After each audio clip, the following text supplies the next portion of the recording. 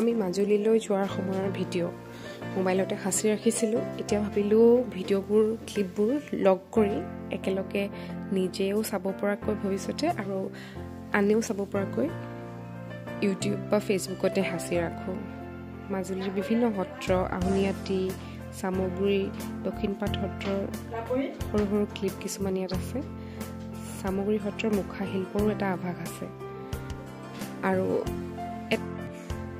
এটা বস্তু মোৰ দেখি ভালেই লাগিলে বুলি ক'ম নে দুখেই লাগিলে বুলি ক'ম, বাহিৰৰ দেশৰ মানুহে আহি 10-15 দিনীয়া কৰ্মশালাত যোগদান কৰি মাজুলীত মুখা শিল্প শিকি আছে।